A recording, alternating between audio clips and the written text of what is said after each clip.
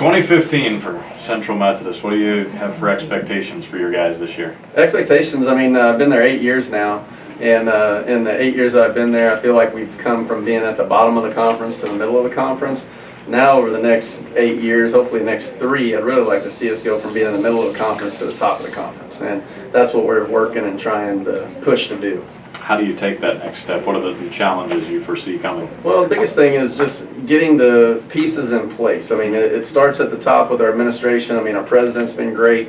Our vice president, athletic director, the board, alums have been great in getting us the things that we need. I mean, to have an indoor turf facility, to have the weight room, a strength coach, and all the things we have in place. Now the scholarship situation that we have that we didn't have before. I mean, the class we were able to sign last year, we wouldn't have been able to sign them a year ago. And it's a better situation all the way around. I think because of our support, it allows us as a coaching staff to get a better brand of student athlete in there, and I feel like we've already done pretty well with the student athletes that we brought in, but it even allows us to go to a higher level and even bigger level now. Seems like as coaches build a program, and 8 years in, I guess it can still be called building, you have an ideal of what you want your team to be. How close are you to getting your team identity-wise to where you want them to be, both offensively and defensively? Well, we'll find out this year. I mean, every year the team personality changes and it's a different team, and you know, the thing that we've tried to do, I've always felt like we've been pretty decent one deep every year. And we started out the past 2 seasons in a row, starting out 4-2, and then we'd always have injury, as everybody does, and we really have a tough time bouncing back from injury. And we've got to be better in our second string and our third string, being better 2 and 3 deep. And you know, I'm sure we'll have injuries again this year, but we've got to be much better as a coaching staff and as a team at bouncing back and adapting to different injuries. And I know you're getting ready to talk to Jamall Williams here in a little bit, one of our receivers, and he had scored in 8 straight games last year until he got hurt in the middle of the season, and that really hurt us. We lost a lot of productivity with him being injured, and we've got to do a better job of coming back from that, where we can do what we need to do, even though we may lose a player that's very vital to us. Talk about bouncing back and having to face adversity. The league's schedule gets tougher this year. No more non-league games. League adds 2 more great teams. How does it look from your coach's seat? Well, how awesome is that? I mean, you always hear people talking Division I football about the SEC and how tough it is. And, you know, I've been watching this league for years, being from Northeast Missouri, and I've watched it grow and develop in the Heart of America Conference. And it's nice now to see our league that was already tough and already strong get even tougher and get even stronger, where I feel like now if you talk about NAI football in the United States of America, you better be talking about our league first. And we really feel like as a group of coaches in our league, and there's some great coaches in our league, that you're going to have to come through our league to get to where you want to get to in the playoffs. New TV deal this year for the league as well.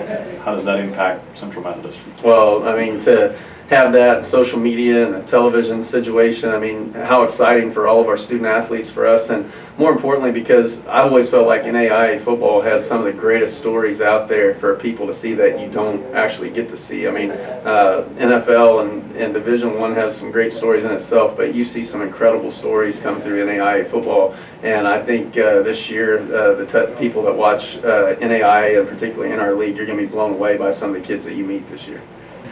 All right, 2015, senior year for you. What does that mean when you hear senior Jamall Williams? Not just being a senior, this being my last year, just another year to be productive in what I do. Being productive in the classroom, being productive on the field, just making good memories, and that can last forever. Numbers-wise, you've had a really good career so far. What do you want to get done in your senior season to really make it memorable? Just being a brother. I mean, it's not about the numbers to me.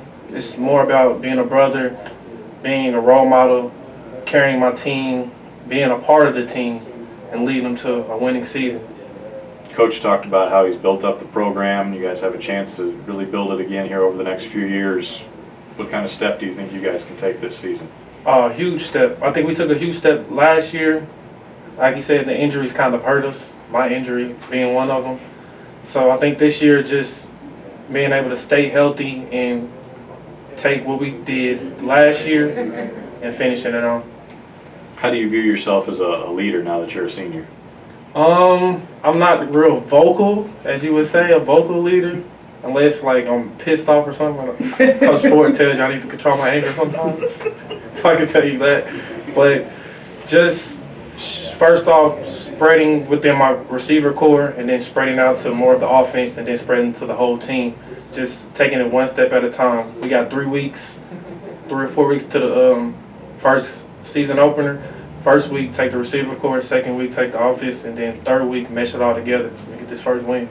Let's talk about your offense. What's the identity of your offense? What will we see when we watch you guys play? More balanced. I think my sophomore year, 2 years ago, we was a little run heavy. Last year, I think we passed a lot in the beginning of it, and then we had to switch our identity. Now it's just more balanced, being able to take the spread, the pro-style offenses, and all mesh together. Best part of being a Central Methodist football player is?